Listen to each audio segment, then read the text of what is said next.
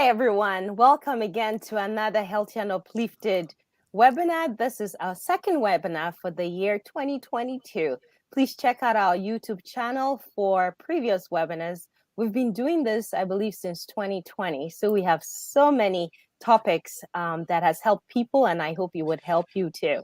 Today, I'm excited and grateful to each of you present and to listen to me and my panelists discuss something very important. As we all know, February 14th is Valentine's Day. So in honor of Valentine's Day, we decided to talk about relationships. The title of our relationship talk is Romantic Relationships, Working Side by Side for Success. I think a lot of people want to be successful in their relationships, and that's why we're here today to talk about it. So we're going to go to our slides. Again, I've given the welcome remark. My name is Dr. Azuma. I'm the host. Like the slide here says, I'm a board certified obstetrician, a public health professional, community health educator, and social entrepreneur. I'm the founder of this amazing platform, Healthy and Uplifted. I recently launched a weekly fireside chat called Elevating Her Mind. And that weekly platform, we talk about anything about the mind. It's really interesting, and we've had so many positive feedbacks. I'm also the co-founder and president of Love Your Menses. I'm sure you guys might have heard of us, but Love Your Menses is an organization we started in 2019 to empower young girls using menstruation. We work so hard for menstrual equity. I'm also a doula. I'm a certified life coach, organizational consultant, blogger, professional speaker, and author. So I'm so excited to share my expertise with you guys today. Before we go further, I just wanted to talk about statement of use. By participating in this event, you give us permission to use your name, image, or voice in our electronic print or in our social media publications. The next one, please note that information provided here is not intended or implied to be a substitute for professional medical advice, diagnosis, or treatment. Again, this is just for informational sharing.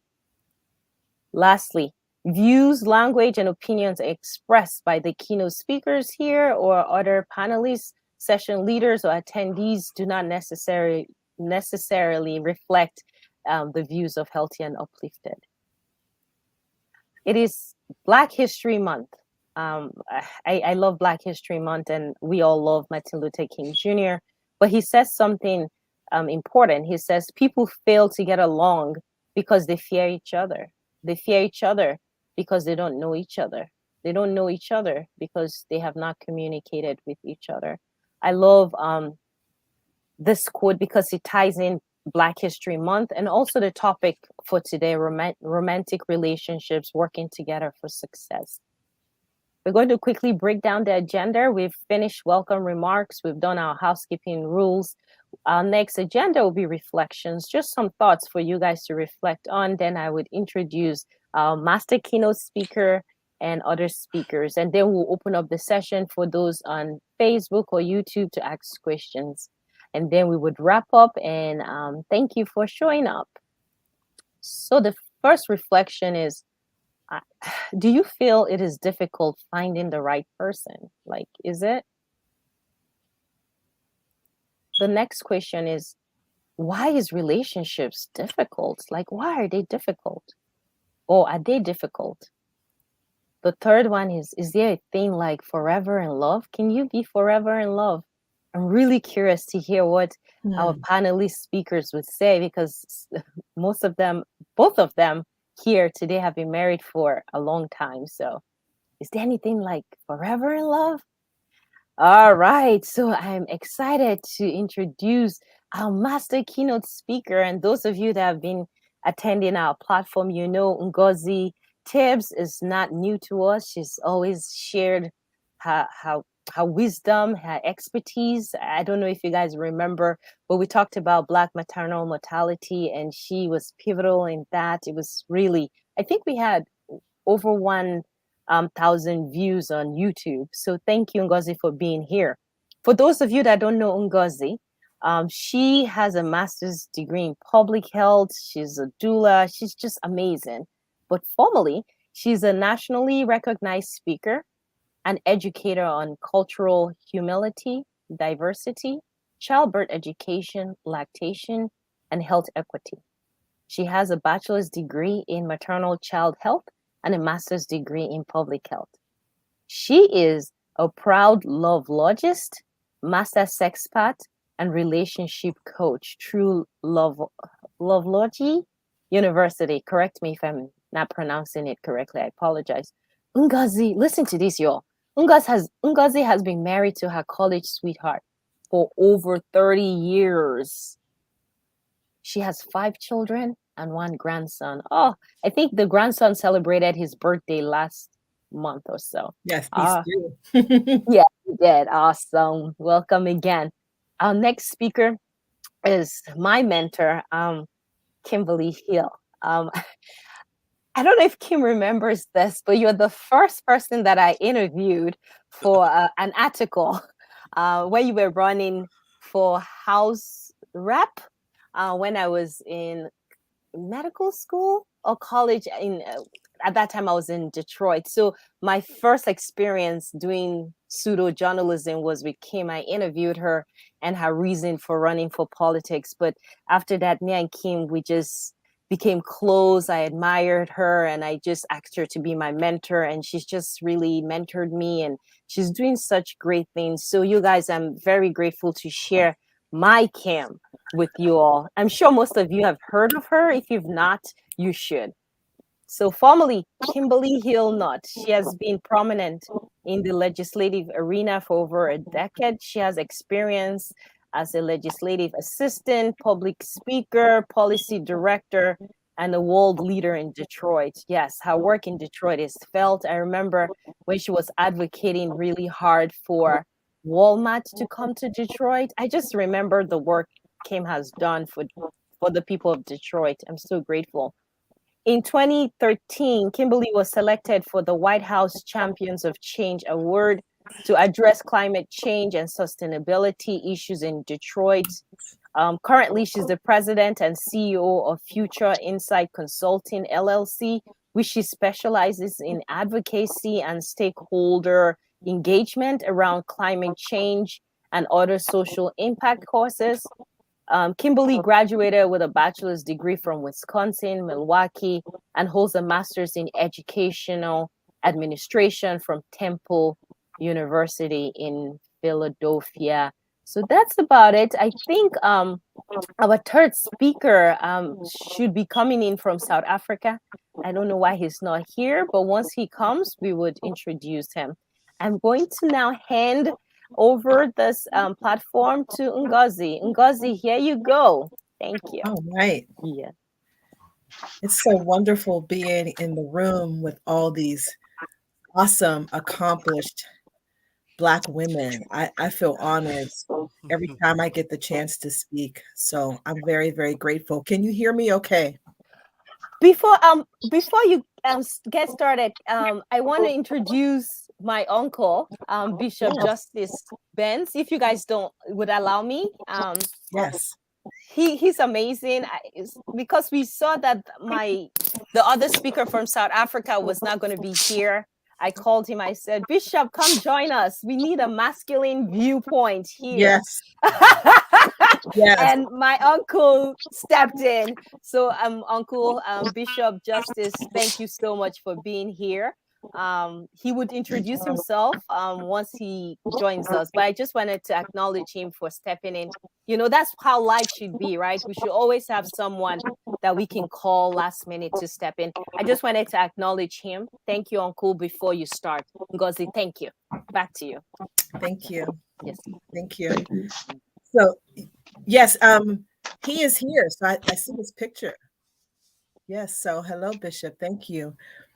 So, I'm excited about sharing this topic with you that is so important for us to discuss around Valentine's Day and just all the time, right? We need to be talking about relationships. So, feel free to go to the next slide and I will pull up my notes.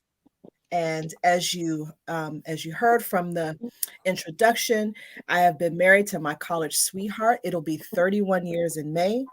We have 5 children, and often people ask, how do you stay married for 30 plus years? Hmm.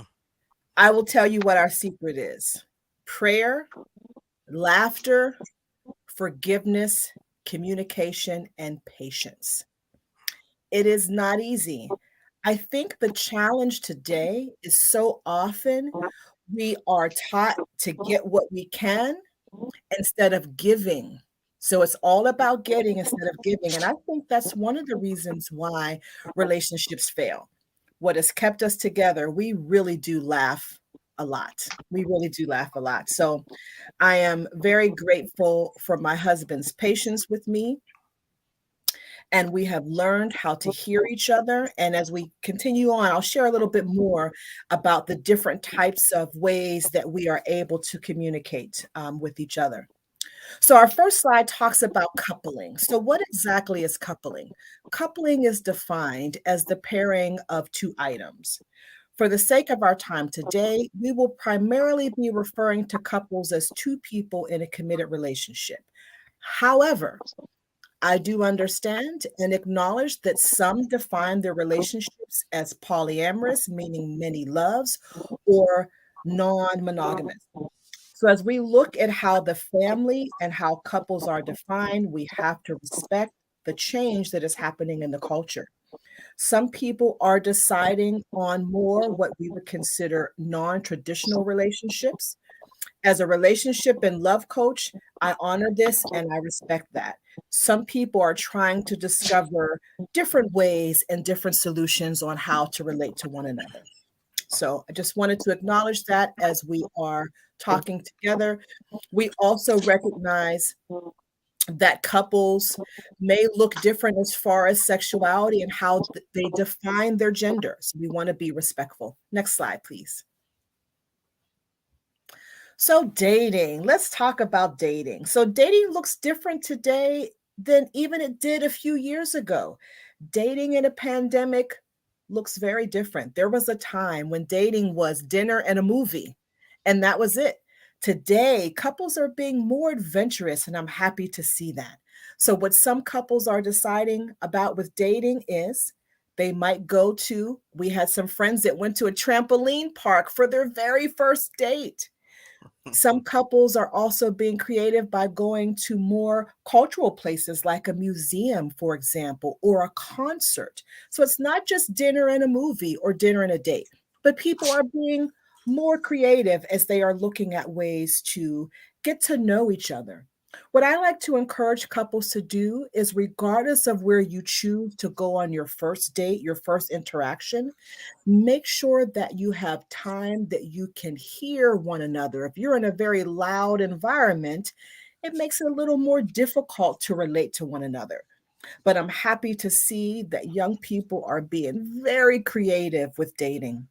When we talk about pandemic dating, I like to caution some of my clients in how they're meeting people. So today, folks might be meeting someone online instead of in person right away. And with online dating, the same rules apply. Make sure you are talking to one another, asking those questions about who this person is. Make sure that you're having FaceTime when you are doing online dating, because some people are getting catfished, that they're showing pictures that they looked like 20 years ago instead of today. So make sure that mask is off when you're doing online dating, that you're able to interact with folks so that you get to know them a little bit better. When you are meeting someone, always meet in a public place when other people are around. I really caution my female clients to make sure that your first date is not at your potential partner's home.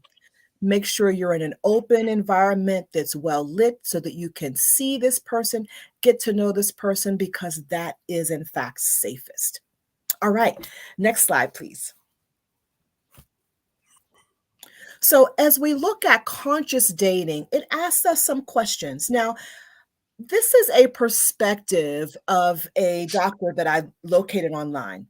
So they talk about dating, and these are three areas that are important for you to experience with someone that you are potentially looking for as a partner. One of them is chemistry. I think that chemistry is overrated. I think chemistry is very subjective. Some people assume that chemistry is that butterflies in your stomach feeling or a very strong physical or sexual attraction when you meet someone. You may not have that right away. You may meet someone and you feel like, okay, he's cute or she's cute, and you may not feel those butterflies, but that may develop later. So when we talk about chemistry as the first thing that you feel for someone, that may not always be the case. I got to tell you, when I first met my husband, I did feel those little butterflies though. Just so that that gets out there. I thought he was handsome, I thought he was smart, he was well dressed, but that isn't what kept me, and we'll talk about that a little bit later. The second thing they talk about here with relationships is connection. That is important. When you are meeting someone and you have that conversation, you want to keep in mind that we are putting on a face, right? So you hear the phrase that first impressions are everlasting. I think that's also a bit unfair. Sometimes your first impression might be a little bit deceptive, but you want to have that connection. Talk with someone, ask them what things are important to them, what kinds of things make them smile, what kinds of things make them happy, what makes them laugh. I also like to ask folks, what makes you angry? What kinds of things make you sad? You may connect with someone on that level more so than the physical level. And then the third thing they ask here is, what are that person's goals? What kind of things are they interested in 5 years from now, 10 years from now, 1 year from now? I encourage folks, even on a first date, to ask people what their profession is, what kinds of reasons are they staying with this profession, and where do they see themselves in a year from now or 5 years from now? So, depending on what you're looking for, if you're dating just to have someone to hang out with, or if you're looking for a marital partner, those questions are important. My 15-year-old, right, I'm happy to say, has found a young man who strikes her fancy. And I've asked her to ask him those same questions. Where do you see yourself after high school? Do you see yourself going to college? What kind of things would you like to do 10 years from now? It's not too early for her, even as a 15-year-old, to ask these questions. Values and connected values are important when you are choosing someone to be your life partner. So, again, chemistry can ebb and flow. You may not feel those butterflies right away, but that may be something that develops later. And sometimes a first date may not go well. If it doesn't go well, ask yourself why. I like to debrief with my clients after they've had a first date, and we talk about what went well, what didn't go well, and if this is someone that they may want to see later. Where I feel like a lot of people get into trouble is on that first date. If they feel a strong physical attraction, that they end up sleeping with that person on the first date. As the saying goes, don't put the cart before the horse. I think that is not the best decision. Take your time, get to know this person, what kinds of things they like, what kinds of things they don't like. It's okay if you have that strong physical attraction. It's okay if you want to hold hands on the first date. But I really caution my clients against jumping into bed with somebody that you just met, because this person is connected to a history that you don't know anything about. So take your time. You're not in a rush. You don't have to get married today. You don't have to be a couple today. If your goals with dating are to get to know this person because this is someone you want to hang out with, take your time. You don't have to rush. Next slide, please. So, this is looking at chemistry or connection. What does that mean? So, as you look at this particular slide, and it's a little small for me, is there a way that you can make it a little bigger so I can see it? Perfect. Thank you. So, this is by Mark Manson, and I discovered Mark. He is actually a gentleman who started relationship ideas for men many years ago. And I really like this that Mark says because I think that we take certain things for granted, chemistry and compatibility. We often assume that if we have high chemistry with someone, that that means that we're automatically compatible. That's not necessarily the case. So here's what Mark Manson has to say. Low chemistry, low compatibility. This is a relationship devoid of not only intimacy, which we're going to talk about, but probably basic conversation. This is someone that you don't really feel like you have a lot in common with. On rare occasions, this does happen, but it doesn't last long. If you go on a couple of dates with somebody and you're just feeling like, I'm not really connecting with that person, that may not be someone you want to go on a fourth date with. So then look right underneath that low chemistry, but high compatibility. So this person may feel like, you might feel like you're a little bored with this person talking with them, but you're just talking about basic things. You're talking about Netflix, for example, or you're talking about going to the gym. Um, I like how he says frozen meal planning, right? There's not a whole lot of connection with this person, right? But then the next one, high chemistry, low compatibility when it feels so right, but you know it's oh so wrong. These are people that you have strong, right, chemistry with, but you recognize apart from this person looking good and striking my fancy, we don't really have a whole lot to talk about. And then the last one, high chemistry, high compatibility, is the person that not only looks good to you, but when you talk with them, yeah, you have a lot in common. I will tell you, I believe my husband and me we worked on we had good chemistry, but we weren't super compatible right away. We're 8 years apart. What we found though that we had in common is that our families knew each other. Our families actually knew each other even before we knew each other. So right away, we had that connection and we continued to talk about those things. But I knew that my husband was going to be graduating several years before me. And so we talked about what that would look like after graduation if we would continue on into our relationship. So again, the chemistry, compatibility matrix, these are some ideas, but you want to be careful that just because you have high chemistry with someone doesn't necessarily mean that this is your life partner. This is somebody that looks good to you. You might want to get with them, right? But long term, that may not be the best person. And we're going to talk about that what brings you together may not necessarily keep you together as we move on. Next slide, please. I like these images because often, if you're a visual learner like me, this kind of gives you an idea. Chemistry and connection, when they go together, it can be a beautiful, beautiful experience. Next slide, please. So, how about intimacy? Because that is a very important part of chemistry, that is a very important part of connection. So, what is intimacy? The dictionary defines intimacy as familiarity and being close and personal. You can't have that with everybody.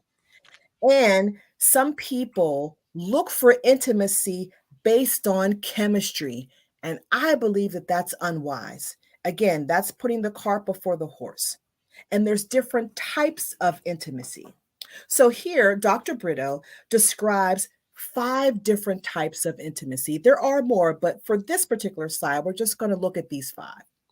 Emotional intimacy, sharing secrets, letting your hair down. As you get to know someone, can you be your authentic self?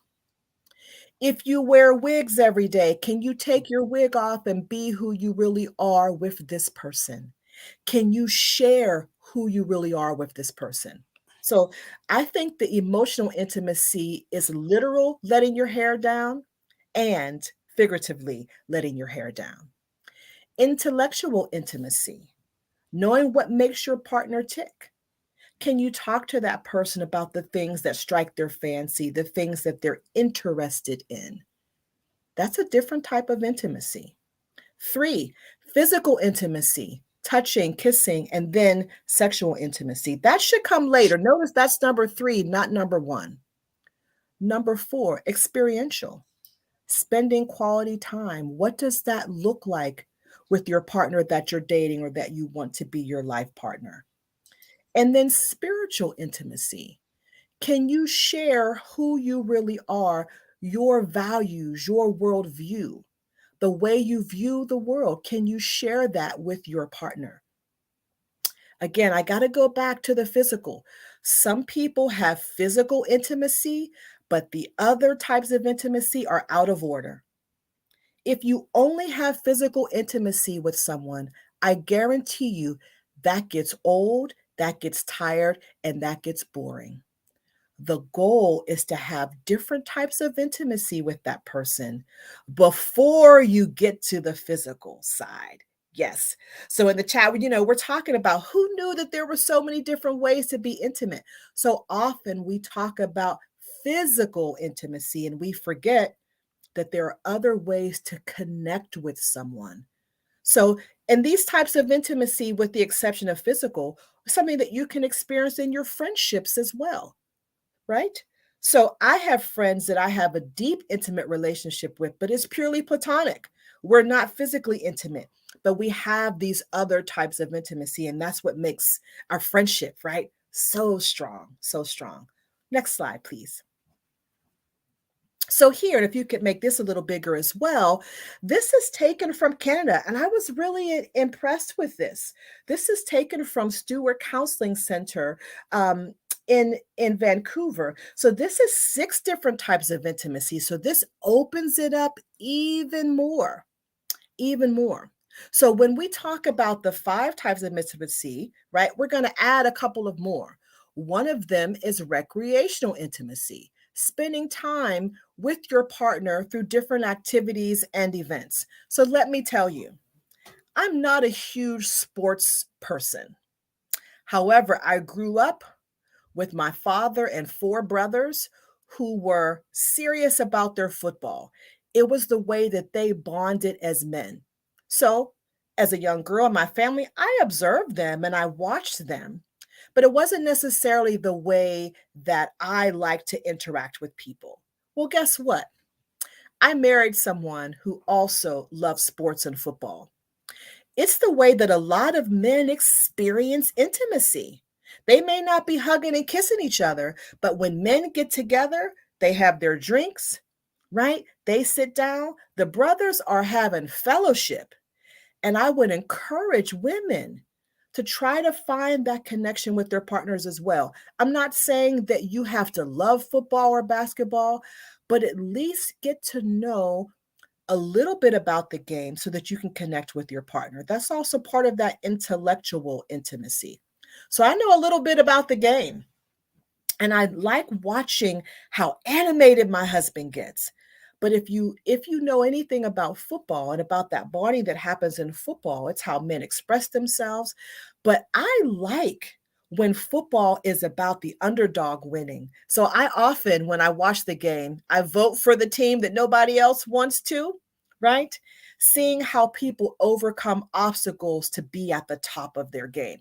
So I think that football is a good metaphor for life. So although I'm not a football fanatic, I've learned a little bit about it because I wanted to have a closer relationship with my husband. And then one that we didn't look at in the previous slide is financial intimacy. That's important. Maybe not something you want to discuss on your very first date, but if you are continuing to date someone, have that conversation. Watch how that person spends their money. Are they into savings?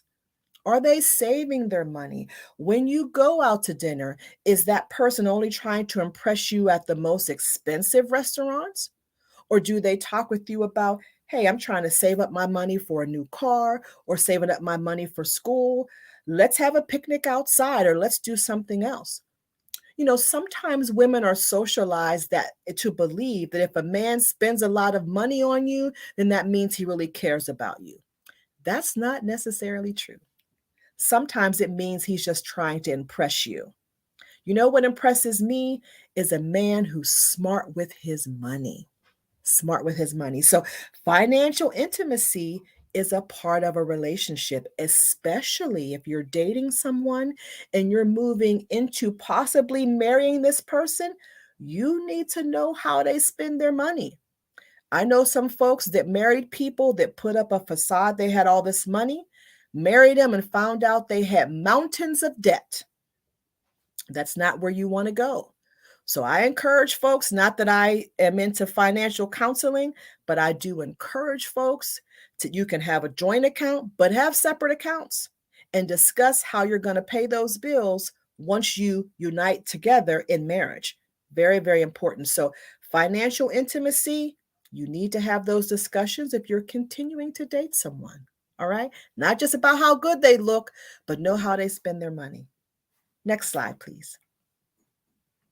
So, when we talk about how people, just starting out, yes, great. You might feel those butterflies and all of that stuff. But if you continue in a long term relationship, you also want to look at what brought you together may not keep you together. What do I mean by that? That relationships mature and change as you get to know one another, especially if you're in a long term relationship and you decide to have a family. When children come, your relationship and your priorities need to switch. What does that look like? Communication is the key. Another reason why many couples don't make it past those first few years are unspoken expectations. Some people go into the relationship with an idea that these gender roles, right? That the man always does this, the woman always does this. If you don't have those conversations, you will grow to resent one another if that other partner does not meet your expectations. Let me give you a small but important example. Let's say you marry someone, you're a woman, you marry this gentleman, and in your family, the men always did the budget, the men always took out the garbage. Okay? May sound very simple and easy, but your man was raised in a family where the woman did the budget. If you don't have that conversation, resentment can develop. Let's say you get into the relationship, you both are really good with money, you're spending your money well.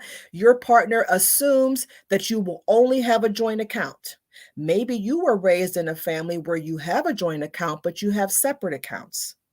Your partner finds out you have a separate account. Now your partner thinks you're hiding things from them. That may not be the case at all. Maybe that's just the way that you were raised. So I encourage folks when you're dating and it gets serious and you decide that this is your life partner, get some counseling. Your minister, other couples that have been married for a long time, get with folks, have a conversation about those expectations. Money is one of the chief reasons, problems with money is one of the chief reasons why couples separate and divorce. Have those conversations. I will tell you in full disclosure, my husband and I have a joint account and we have our separate accounts.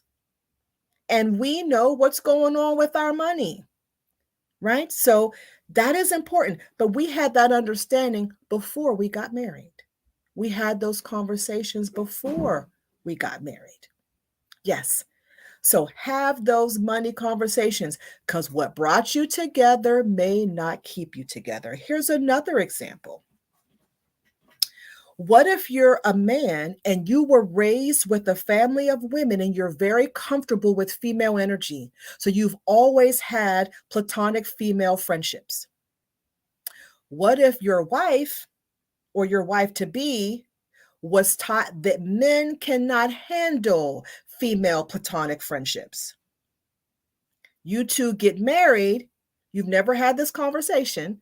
He still has female friends. She doesn't like it.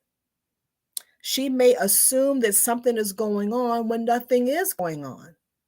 It is important to have those conversations before you walk down the aisle. Very important, because resentment can set up. People can start assuming things are happening when nothing is happening, or you open the door to the potential of something happening if you don't have those conversations. Talk about that. A myth about relationships is that your spouse can meet all of your needs. That is a myth. It is important to maintain positive relationships outside of your marriage. I have a small core of friends that I hang out with on a regular basis. They all know my husband, that's important, right? But I have a small core of friends that I can be my authentic self with. He also has friends that he can be close with. That is important to maintain your relationship. And if you go through a rough patch, make sure you are careful who you vent to, because not everybody wants to see you succeed. That is important. Married people need to have married friends. If you are married and all your friends are single, be careful. Be careful. Be very, very careful. My friends that are single, they know that sometimes I can't go hang out with them like single people do, because my husband and I need to talk about that. They know that going into a friendship with me. But my married friends, oh yeah, we talk about how to keep our marriage going. And if my husband and me have a disagreement and I discuss that with my girls, we have those honest, open communication, those honest and open times to talk. But when my husband and me make up, my friends aren't like, well, I thought you were. No, because as married people, they understand the ebb and flow of marriage. So we support each other so that we can stay married. It's not about talking behind my husband's back. I might go to one of my friends like, look, we going through it right now. I know my friend has been through similar things. I might ask her, girl, how did y'all do it? And we support each other. It's not about me talking about my husband behind his back just to get my friend on my side. It's about mentoring. It's about my friend who's been married longer, asking her for advice so that we can all stay strong. Married people should not be venting about their marriage to their single friends asking for advice. People with kids should not be talking to their single friends without kids for advice. That's out of order. Be very careful who you vent to and who you share who you are with. That's a really good takeaway that it took me a minute to learn. If you have one child, trying to give me advice about raising 5 kids is probably not going to work, right? I'm trying to be nice. I can say more about that. I'm being nice and tactful here. Maybe that's another webinar, right? But stay in your lane. People that have a lot of kids, I want to talk to you. How did you do it? Now I got grown children. I talk to my friends who have grown children. Please give me some advice, because this is totally different energy than when they're 3. I have a son that's almost 30. It's very different now than it was when he was 10, when he was 5. So I want to talk to people that have been through that and talk about how do you keep that marriage strong? How do you keep that fire going when you have grown children? So very important to keep in mind that what brought you together may not keep you together. Next slide, please. So, what is love and what love is not? I think sometimes we get these two confused. So, I take my example from the scriptures. What is love? Love is patient, it is kind, it's not envious, it's not boastful, it's not proud, it doesn't dishonor others, it's not self seeking, it's not easily angered. It doesn't keep record of wrongs. It does not delight in evil. It rejoices in the truth. Love is protective. Love is trustful. Love always hopes and always perseveres. Love is not possessive. Love is not spending a whole lot of money. Love is not jealous or controlling or doubtful or isolating or accusatory, controlling, overpowering, obsessive, or flagrant. What I mean by controlling is this: This is a red flag. And I wanted to add this slide, but I wanted to be mindful of time. But this is a red flag. If you're dating someone and you feel like you all have good connection and chemistry, and this person wants to isolate you from your family and your friends, that's a red flag. A green flag in a relationship is when your dating partner wants to meet your family. Your dating partner wants to know who the other side of you is. That's a green flag. Beware of anyone who wants to keep you away from your family and friends. That's controlling. Some people believe that that means that person loves them so much they want to keep them all to themselves. No, that's control. Love is not controlling. Love is open. Love wants to embrace the whole person, all of who you are. So I loved it when my husband and I found out that we actually had family members that knew each other, that my mother and his auntie were friends. I loved that. So when we got together as a family, that felt fantastic. Yes, not everybody wants to see you make it, so be careful who you vent to. Be careful if you're in a relationship with someone that wants to keep you all to yourself, all to themselves. Be very, very careful. Whenever I'm talking with a client and they say that to me, like all kind of bells and whistles go off in my head. And I want them to ask this question: why does this person not want you to hang out with your friends? Why is this person uncomfortable with meeting your brothers or your sister or your parents? If they have nothing to hide, they want to meet the people that you know. Absolutely. Love is one of those feelings that you want to shout it from the rooftops when you love someone. You want to meet people. You want to meet people that know that person because you're getting to know that person. So you want to know the people that they know. Very, very important. So again, I caution my clients, if they have a partner that is very possessive, if they have a partner that only wants to buy things for them, but they're not comfortable with you buying things for yourself, beware of that. Oh, my man loves me because he gets my hair did and my nails did and all the rest of that. Okay, that's nice. So he likes to buy things for you. That's fantastic. How does he feel when you go, hey, babe, thank you, but this month I got it? How does he feel about that? Because some people, love to them is for show. Love is something that you put on for certain people. That's a red flag. Love is not something that you put on and it's on display for other people necessarily. Okay, so beware of that. Beware of that. Next slide, please. Something that many couples are afraid of is, I want to do all these wonderful things for my partner because I don't want them to be upset with me. I don't want them to be angry. But here's what we know: you spend time with people long enough, y'all gonna have some disagreements, and that's okay. That is okay.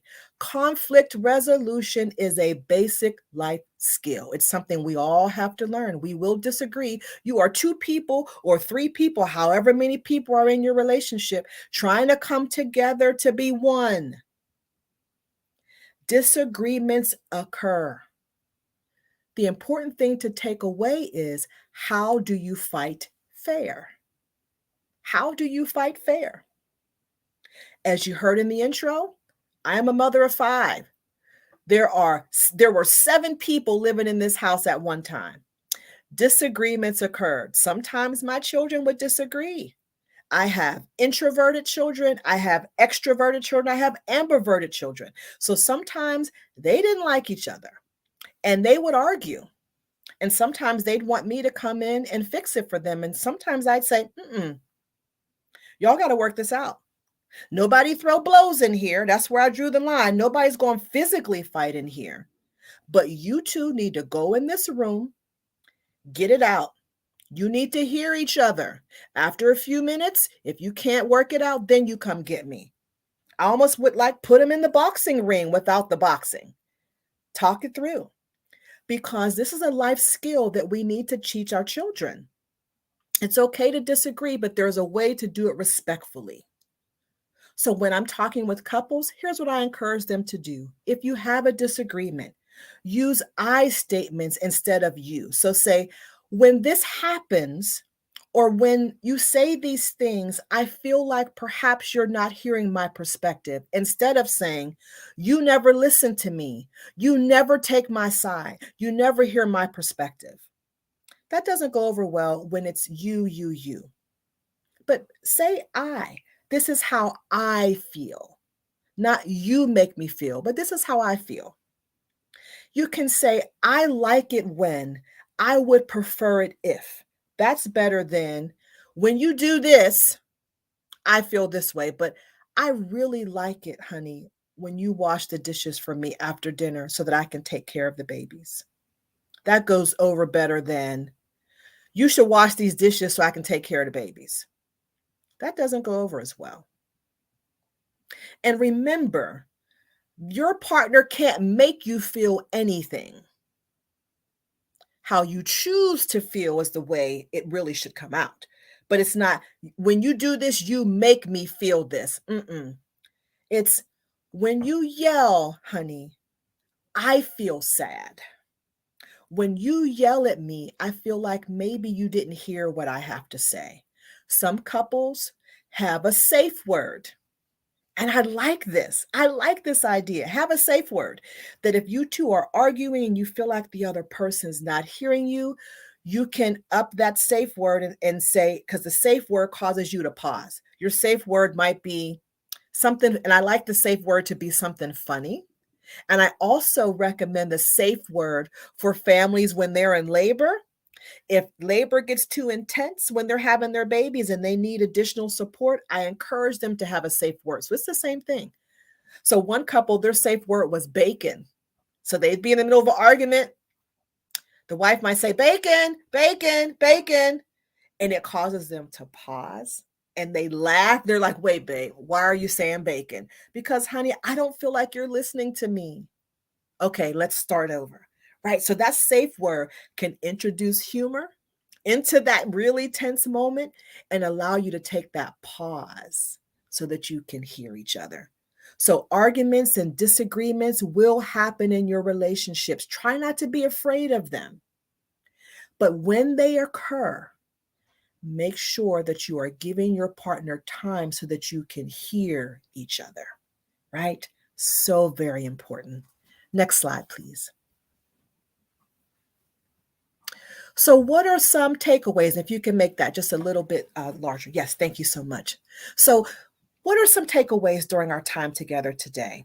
Love and positive relationships take time to grow, cultivate, and develop. Love does not grow by osmosis.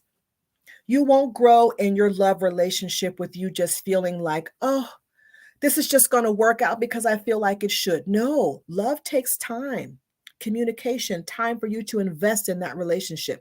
Sometimes I think that women in America, we get stuck in this whole princess mentality that he should know how I feel just because he should know how I feel. Men are very smart, but they're not mind readers. Talk to your partner about what you want. Talk to them about what your needs and expectations are. Don't just assume that he or she knows. Don't believe what you see publicly on social media. We are being fed false images and ideas about relationships. Just because you see an image of a couple or your favorite celebrity couple smiling on camera or on the gram or on TV does not mean that their relationship is wonderful and beautiful. Try not to base your relationship necessarily on what celebrities are doing. It's real hard to look like everything's going well when you got a personal chef, you got a nanny, you got a private jet, you got a private gym and a trainer. Oh, sure, that can make things a lot easier in some ways. But again, that's celebrity life, and we need to get away from celebrity worship. They're just people with money. They're not really any different than we are. They just have money, and money doesn't necessarily make your relationship better. In some cases, it can make it worse. Again, your partner cannot meet all of your needs. Keep a small group of platonic friends close to you. Again, be careful who you vent to. Be very, very careful. Discover creative ways to be intimate other than having sex. Like some people think that's the only way to touch. I actually teach a course on the art of sensual hand holding. I'm telling you, it's amazing. I also teach a course on aphrodisiacs, how to invite food into the bedroom. So there's lots of ways to be intimate before you have sex and even when you make that decision. Absolutely. Pick your battles. Make forgiveness a regular part of your relationship. Certain things we're fighting about are not really the reasons why we're fighting. There's something underneath that. So if we feel like our partners are not helping us when we're taking care of our babies, it might be because underneath that, we think our partner is selfish. It's not really about the baby, but we believe our partner is selfish. And if that is in fact the case, we need to have a conversation. Learn how to laugh together. My husband and I have our favorite programs that we watch. We laugh together. I was telling my daughter this the other day because we've been together. We've been married. It'll be 31 years in May. We dated for 2 years before that. So we've been together for 31 years. We have our own little secret language, if you will. Certain things that he and I find funny, nobody else would understand. I love laughing with him. Just he and I together. We'll be cracking up, and our kids are looking at us like, what's so funny? They don't even understand it. Our own little private love and laugh language. I'm telling you, it's kept us together on those difficult days when sometimes I look at him like he get on my nerves. And then he'll say something funny. We crack up and we work it out. Pray together. Take time to pray and meditate together. You all got together, hopefully with some spiritual direction in your life, some spiritual mentors. Keep that going. Get together, pray together. It's hard to be mad at somebody when you're on your knees praying together. And lastly, don't devalue the importance of a healthy sex relationship. So you hear me talking about, platonic friendships and other ways to be intimate, but we got to talk about sex because when you have all those other things together, you can have a powerful sex life. Right? Be creative in the bedroom. As a master sex expert, I talk to couples about being super creative because what worked for you when you first got married may not work now. Kids have come, you've gotten older, weight gain happens, your back hurts, your knee hurts. You might have to figure out some other ways to be intimate. But you can be in your 50s like we are. We're 51 and 59, and you can be super creative in the bedroom. If you don't know how to be creative in the bedroom, hit me up. I can tell you some ideas because we do our thing. Next slide, please. So, what's your partner's love language? What are ways that your partner likes to feel connected to you? So, these are some special quotes from Dr. Gary Chapman. Dr. Gary Chapman wrote a book in 1992 that has, I believe, transformed how we view relationships. What did he do? This book is called The 5 Love Languages.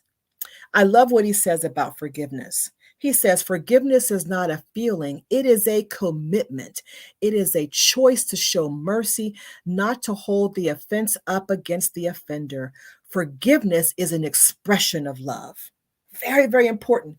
So I encourage you, I'm not getting any kickbacks from Dr. Chapman about his book, but I would encourage you to look up his book, The 5 Love Languages. So next slide, please, because I want us to take a look at what those love languages are. The 5 love languages are words of affirmation, physical touch, receiving gifts, quality time, and acts of service. So this is what Dr. Chapman has found in his research, that for many of us, how we relate to one another is based on these 5 areas of how we express love.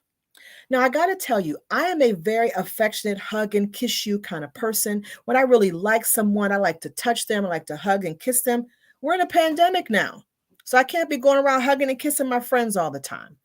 But I'm also 51 now. When I was in my 20s, I was 20 when I married my husband. My love language looked very different.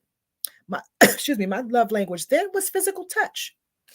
Now my love language has changed a little bit. My first love language is now acts of service. That makes a huge difference. Let me just take a quick sip of my water here.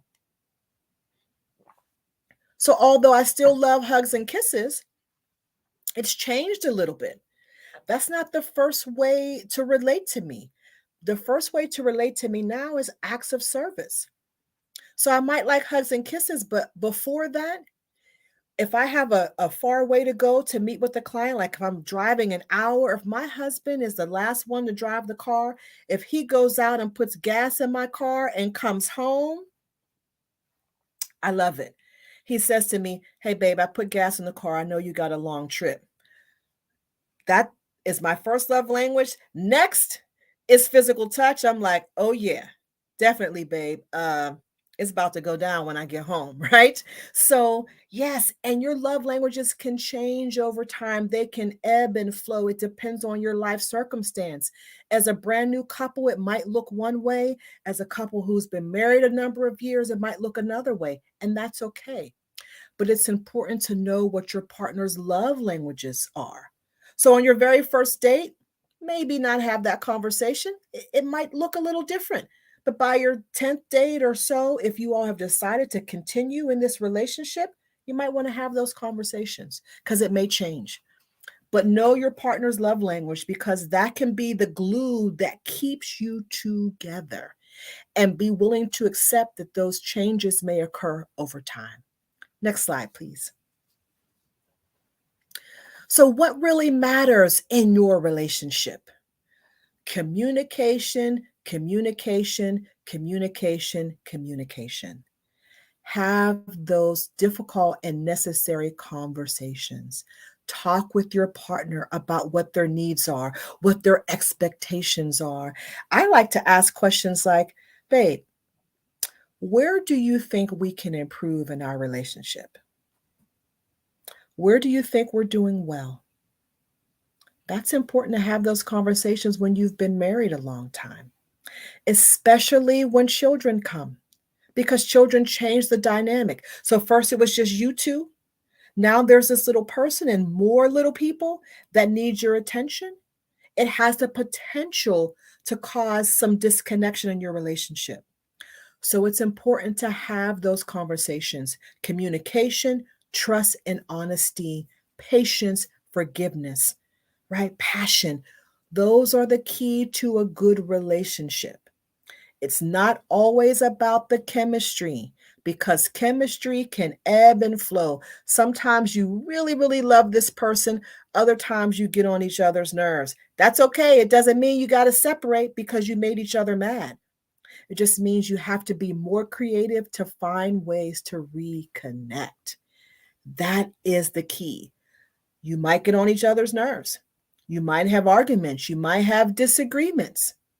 But if you're talking about it, if you're keeping those lines of communication open, you're laughing through those difficult times, you're praying, you're meditating together. I've also been rediscovering sensual exercise, right? So I'm also a fitness coach. And one of the things that I'm learning is how when couples exercise together, oh, that can keep the spice going in a relationship. So when we talked about recreational intimacy, that's a part of that, right? Exercising together. So if you all are trying to lose weight together or just trying to be healthier together, that's a part of it. Cooking together can actually make a difference as well. Yes, very, very much so. So again, that's what really matters is communication. I can't say that enough, right? That truth and that honesty, making sure you're careful who you vent to, praying and meditating together. But those areas of intimacy can make a huge difference. Next slide, please.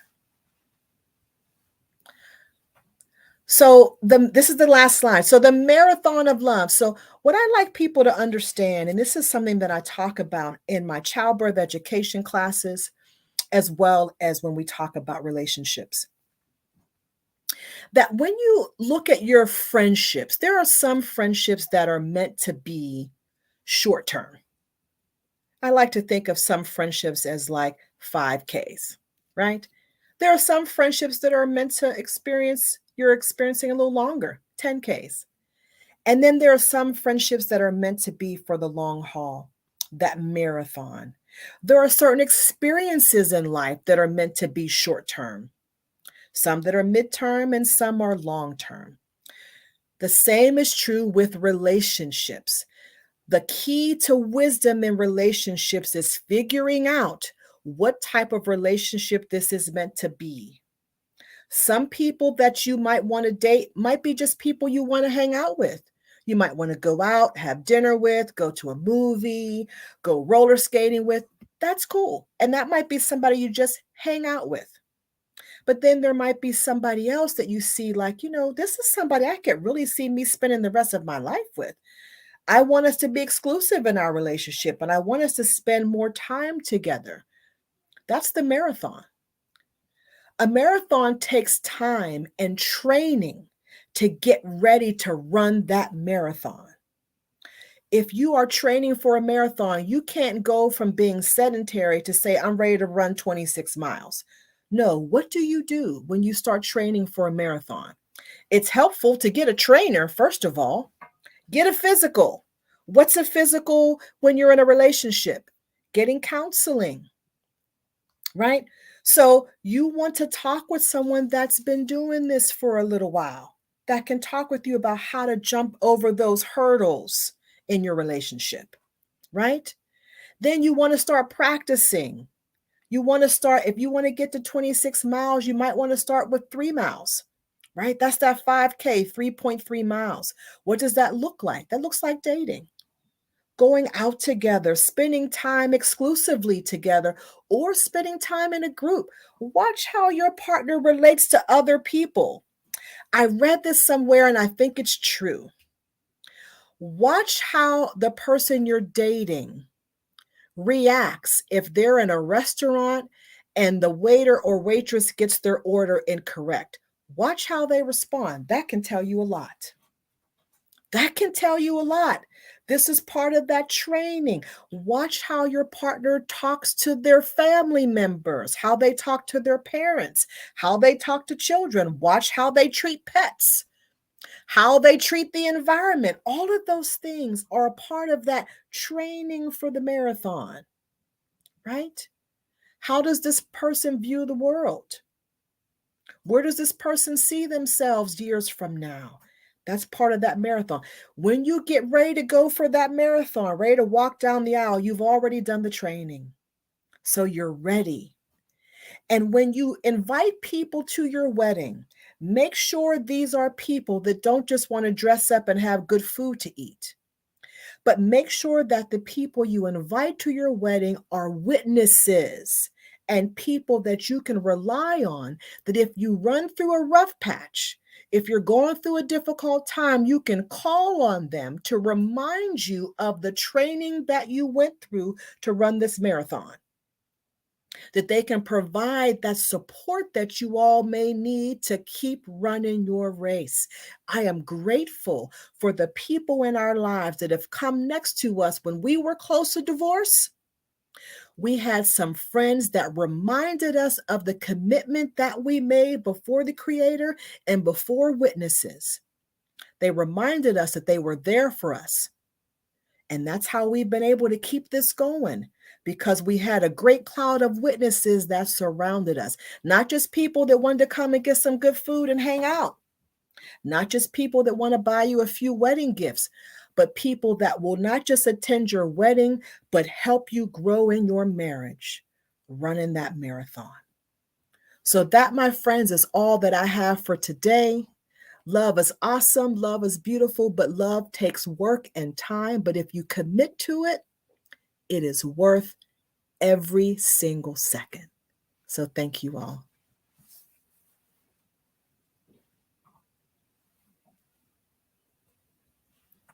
Wow. Oh my goodness. This is amazing. Thank you, Ngozi, for Thank doing you. this.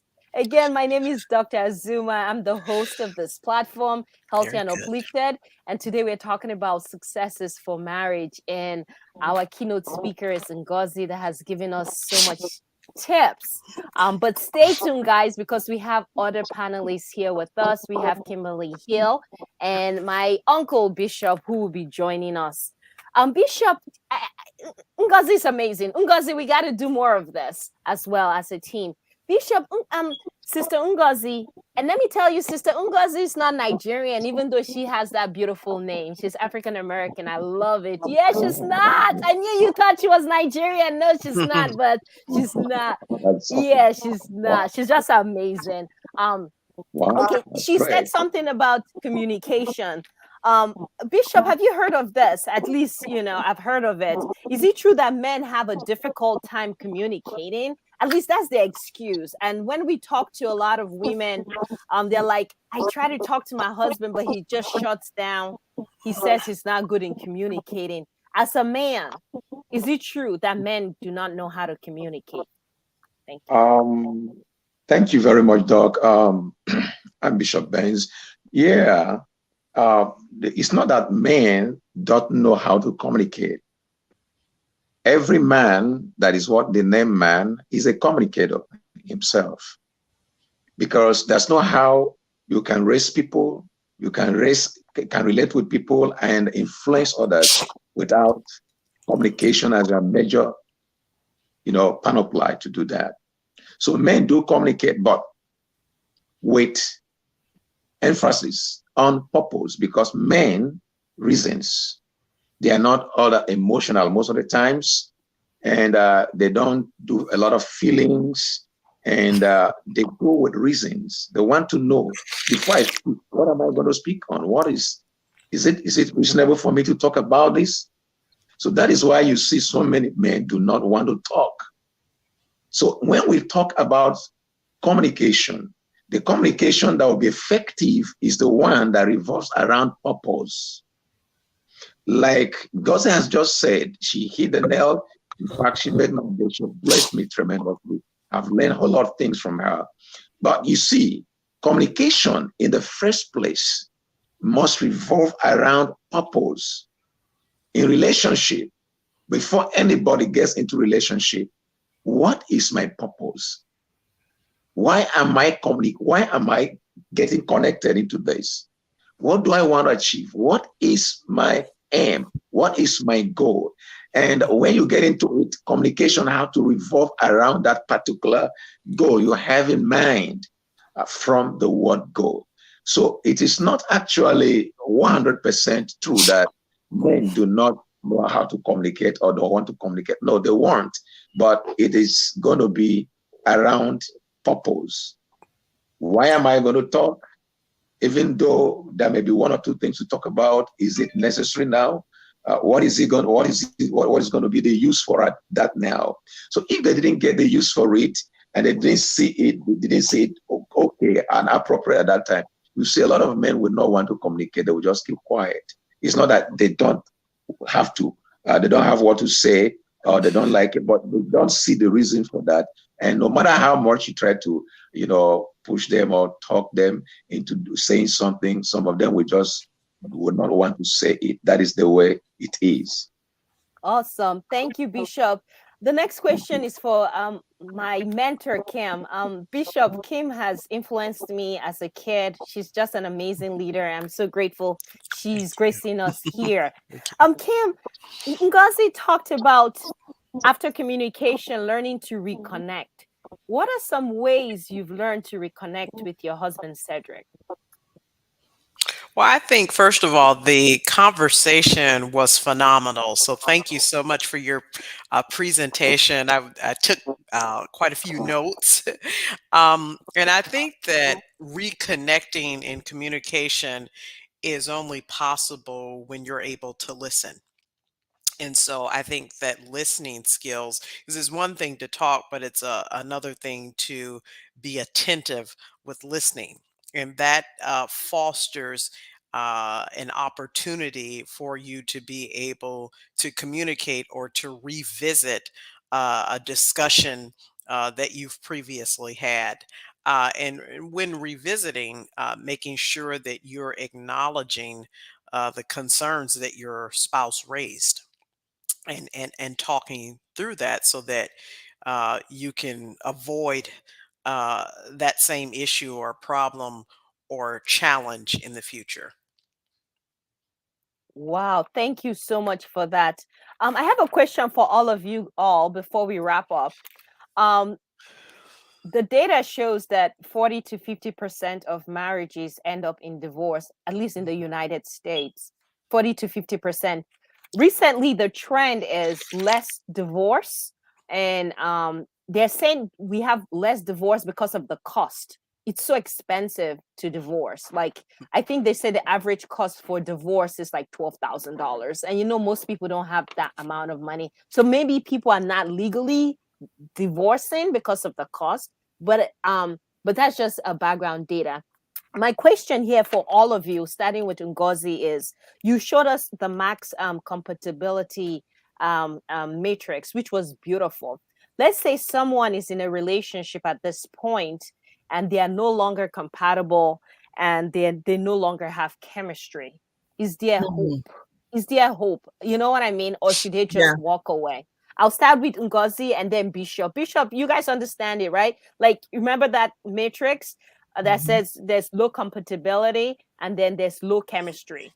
Can they continue in their relationship, or is that grounds to Hmm. divorce?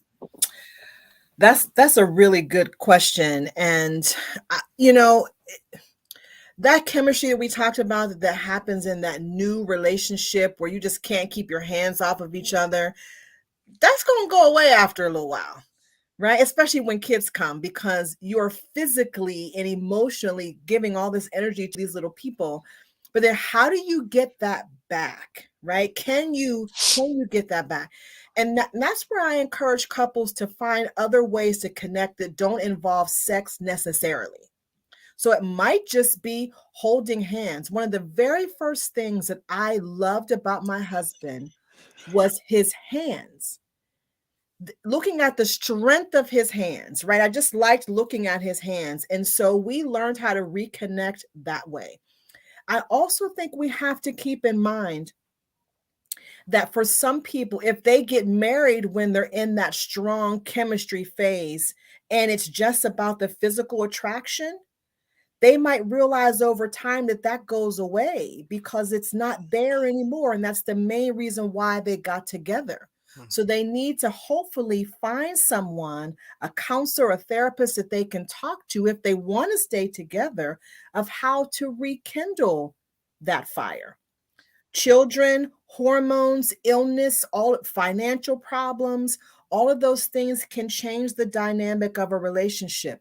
But I think it's important to have the conversation like, I feel different now. I want to talk this through. Have the conversation. And it might not be an easy one, but talk about it. And then try, if you want to stay together, find some ways to reconnect. I love reading about couples that have been together for 50 and 60 years, right? They are old and wrinkly, but they still enjoy being together and communicating. So they may not be having sex every day, if at all, but they have found other ways to have that companionship with their partner. So it is possible to bring it back, but it's also important to have the conversation as to why maybe it left in the first place. Is it possible that you base your total relationship just on physical attraction?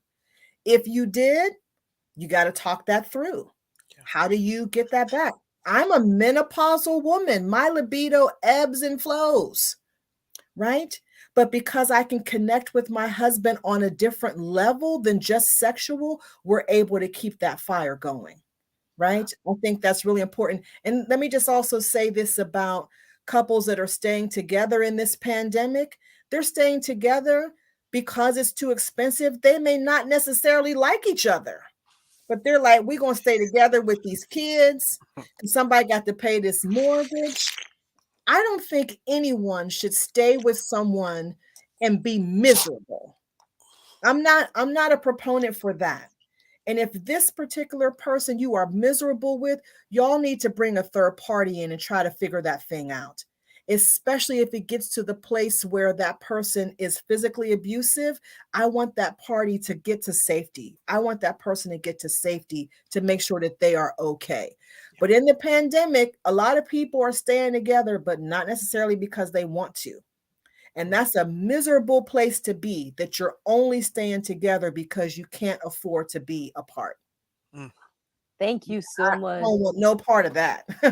Thank Yeah. you for reminding us about safety. Yes, definitely. Do not stay in a relationship that's abusive. I agree with you. So, Bishop, what's your take? I hope you will contrast Ngozi's take. Which, the question again, you understand the question? Go ahead and jump in.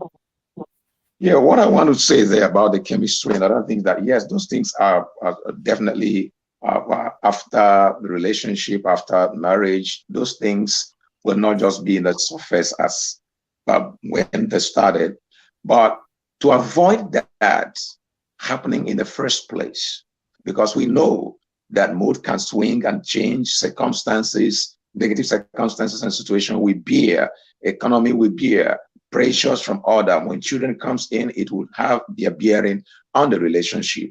Now, to avoid that from the beginning is to define your purpose.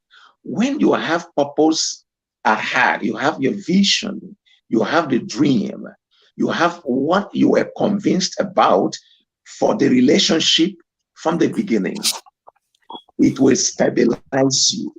It will help you when all this wear and tears that comes to relationship begin to happen. Your dream, your vision, your purpose in the beginning. It is commonly understood that when purpose is not well defined, abuse becomes inevitable. So before we even go into relationship in the first place, because chemistry, low chemistry, high chemistry, they're good. They happen as we even age. All right, our strength begin to wane. So we don't respond to things the way we usually will do because our strength is going down as because of age. But the dream you had, the conviction, the purpose of your heart before you get into that relationship cannot die, cannot age away. Nothing can change it. That is why even God Himself, God relates with us through purpose. That is why God cannot change. Whether it is up, whether the tide went up or down, God remains the same. Why?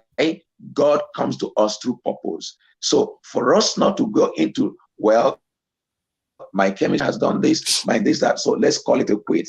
To first of all, we must emphasize that we define our purpose. We have a purpose. We discover the purpose. Why am I connecting? Why am I in this relationship? First, get convinced about it, sort it out, establish it as it is going to be a kind of your compass in the relationship. When we have this done, the other things will be stabilized, will be sustained by purpose. So that is what I really want to say there. So when chemistry goes up and comes down, should not kill our relationship, but purpose is what will be able to galvanize, sustain, and become our anchor during these days.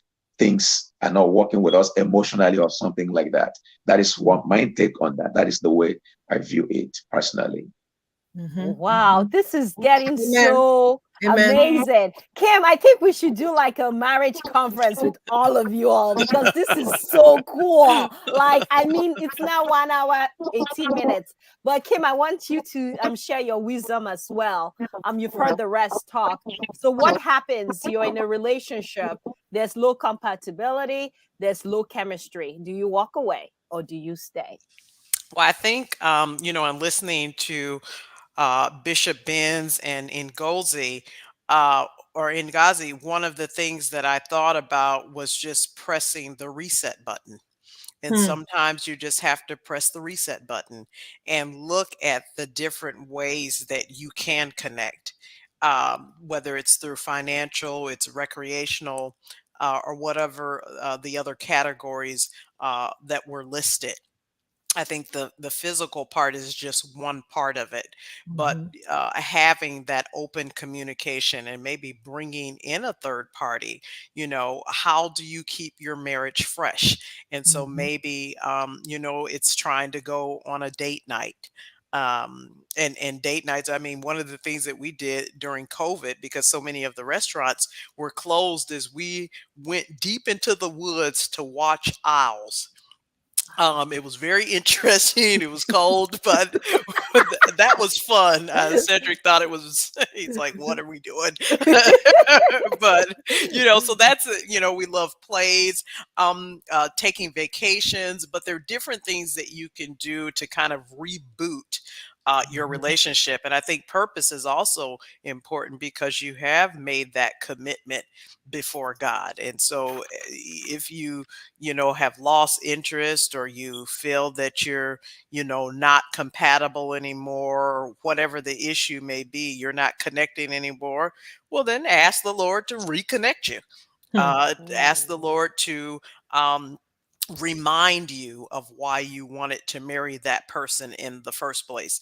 And so we have that gift of being able to pray in the Holy Spirit, Mhm. rebuke the enemy, because we know that Satan comes to kill, steal, and destroy. He's always been against family.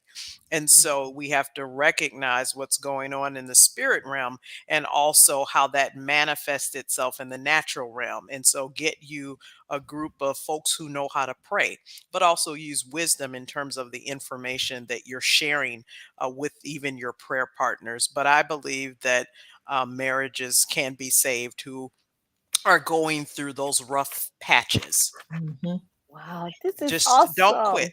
That's Don't right. quit. That's right. This is awesome. One last question, and I guess I'll give it to Kim to answer. Why is relationship difficult? Like, why is it difficult? Like, I mean, most people spend so much money. I've witnessed multiple marriages or weddings, and they look Mhm. happy. So how come like 2 years later they're ending in divorce? Like, I don't get it. Like, what's your take, Kim? Well, I think that, it's so important to marry somebody who's not only attracted to your image, but Mhm. who's attracted to the totality of your purpose. Hmm. And when we don't Amen. have people who are, when you're marrying somebody who is not attracted to your purpose, then they are not attracted to what it takes for you to be you, Hmm. what it takes for you to the trials and tribulations that you're going to have to go through. So I think that communication is also a major component, and counseling, so that you can know that you're going to have trials and tribulations. So the issue is not you not having them, it's how you deal with it. And so we know that this is a microwave generation. If it doesn't work, then quit. They have now express divorces and all sorts of things that have Mhm. been set up to break up the African American family in Mhm. particular. And so I think that we just have to have more discussions about that before people even get into marriage, and understand that it's a lifetime commitment, and that the Bible talks about the favor that accompanies marriage. And so you Hmm. also have to look at it from a spiritual perspective. What are the benefits of being married, even though you will undoubtedly have trials and tribulations. And when you look at it from that perspective, I think that you'll be less likely to walk away. Wow, Yes. this Your is purpose awesome. is wrapped Yes. up in your marriage. Wow, this is Mhm. awesome, guys. Just because of time, I will have to tell you guys, thank you so much for Thank joining you. us. We will continue this conversation. I'm sure Kim will be Part two. able.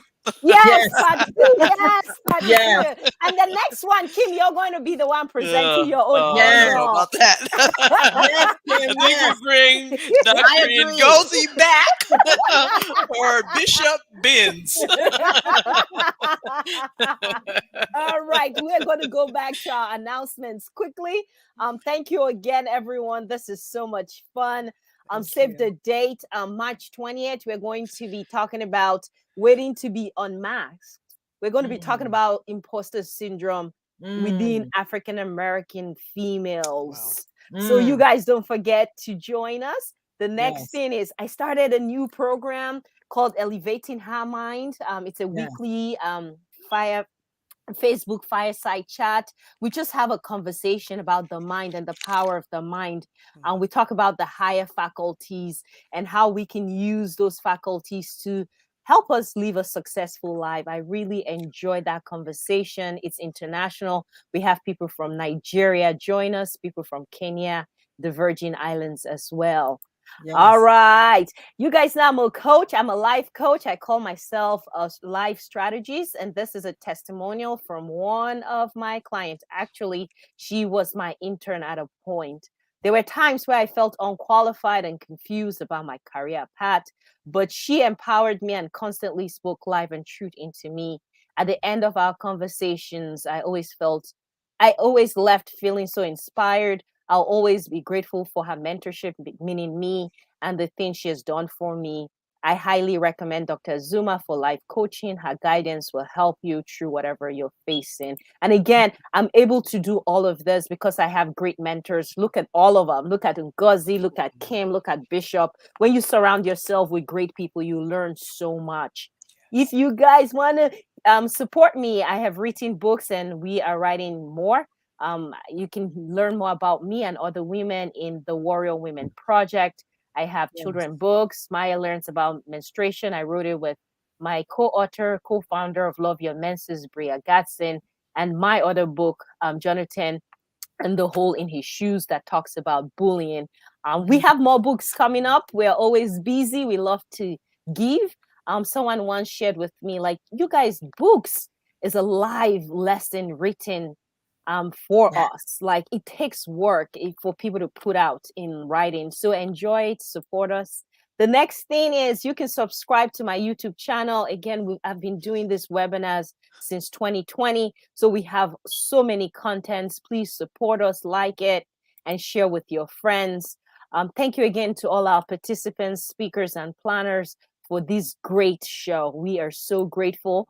I just want to quickly acknowledge my team, Brianna Chicheri. She's a second-year medical student. Thank you for just masterminding with me and just helping me get to here.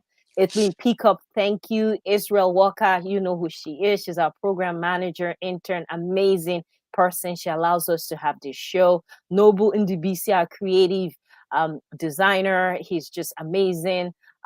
Alpha Kamara, he's a journalist that makes sure that what we have is evidence. Thank you so much. And then we have Latasha Cleveland with thank you, thank you, thank you. The sponsors of this event is Love Your Menses, Azuma Solutions, and Elevate Her Mind, and lastly, Healthy and Uplifted. I'm going to leave you guys with this quote. Just like you wouldn't loan your car out to someone who cannot drive, don't give your heart to someone who cannot love.